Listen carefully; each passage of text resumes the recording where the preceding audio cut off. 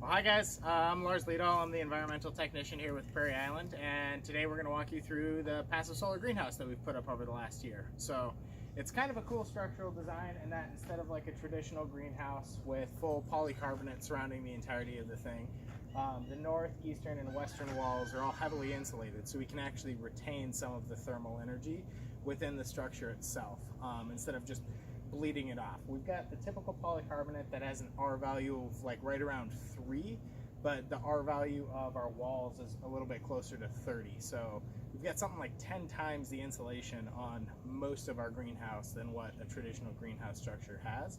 And that lets us save a lot of energy when it comes to trying to keep the thing warm through one of our Minnesota winters. So in order to actually take advantage of us having all of that extra heat that we can keep within the greenhouse, we've got a couple of kind of cool systems in here that help us to do that. So namely, the big one is the ground to air heat transfer system, or some people know them as climate batteries. What it basically does is it harvests the warm, moist air from the top of the greenhouse, pulls it down 4 feet under the soil, and then pumps it back up through. And that moisture condensing out of the air is actually what transfers all of the heat into the soil. So we can essentially charge it up like a battery throughout the summer and then make little withdrawals throughout the winter to keep it above freezing as we need. So why don't we take a step inside and I'll show you guys that system.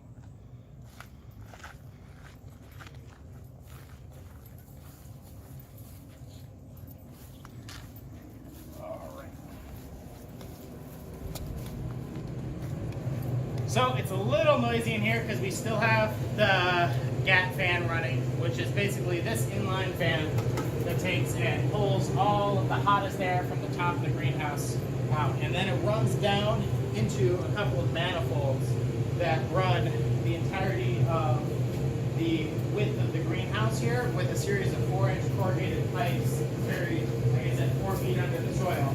And it comes and pops out this end here. Now, we still have to cut this pipe down, and as you can see, our greenhouse is in an as of yet unfinished state, but it's still pretty cool. And if you stick your head in this, it feels like what's coming right out of an air conditioner. So we're taking air that's at well over 100 degrees up at the top of the greenhouse and cooling it down to, I guess would be somewhere in like the 70s, 80s. And so we're taking a lot of thermal energy out of the air really quickly with this thing, which allows us to charge up this soil bank here.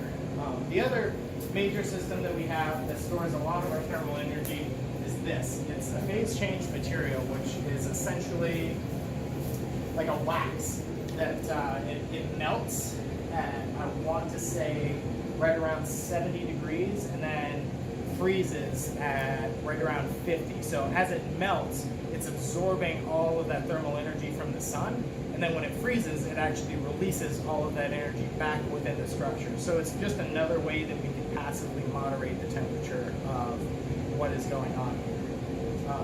And with those two systems alone, we should functionally be able to keep this greenhouse above freezing, but we couldn't resist ourselves and we wanted to take it a step further than just doing that. So right over here, we've got where our hydronic system begins. And within this is exactly like a lot of the radiant in-floor heating that you would see throughout homes, like all across North America.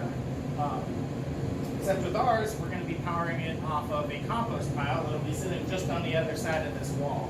So we'll be doing approximately 12 tons of compost per winter, using a ratio of carbon to nitrogen that's a little heavier on the carbon side so that we can actually slow down the composting process and extend it over like a 6-month time scale as opposed to typically being able to turn things around in, I don't know, 90 days or so. So we really want to be able to extract some thermal energy over a long period of time as opposed to a shorter, like hotter burn on our compost pile. And that'll basically be accomplished by us running a water glycol mixture through there with a series of pumps.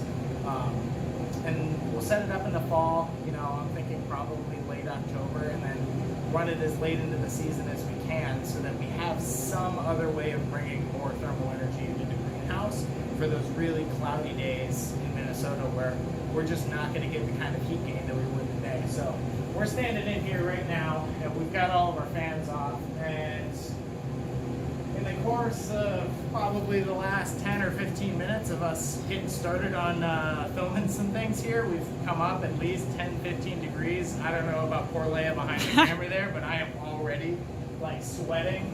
Let's see, we were at 70 when we came in here, and there we go. Our fans kicked on at 88. So we've come up 18 degrees in our greenhouse in the course of about 15 minutes. So you can imagine how intensely hot we're capable of getting within this structure. Actually, if you take a look at some of our PVC pipes along the wall right here, these ended up melting when we had a thermostat failure earlier, and the temperature that it takes to get those to flexible is 180 degrees Fahrenheit. So at a height of 7.5, 8 feet in our greenhouse, we had 180 plus degree temperatures. So we can really leverage the power of the sun to heat a structure that would otherwise require, petroleum heating, namely propane.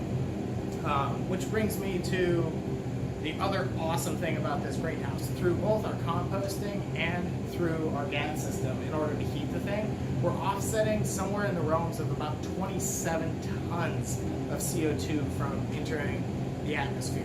20 alone comes from just not burning propane to heat this structure, and in turn we're saving a boatload of money on our heating costs. So it should save us in the realms of about $5,000 a year just on the propane alone, let alone the different electricity advantages that we have of running a structure like this and not needing nearly so many fans to actually move air around within it. So over the course of 16 years, we should completely pay off the structure just based on the offset of our propane. Hi guys, coming back after some technical difficulties. We had a camera equipment overheat in the greenhouse there, so we had to step back out. But like I was saying, it should take us about 16 years for the structure to pay for itself, just based on how much we're saving on propane alone. And in addition to that, we're going to be taking and running an aquaponic system in there that'll be sourced from Symbiotic Aquaponic, a little native-owned company down in Oklahoma. And we'll be using that to produce greens year-round for our CSA that we're working on getting started. So it'll give us the capability to actually provide for our community in a meaningful way while not impacting our environment in a negative way. So we think it's a pretty cool structure and would really love to talk with anybody that's got a deeper interest on it. Thanks for checking in, guys.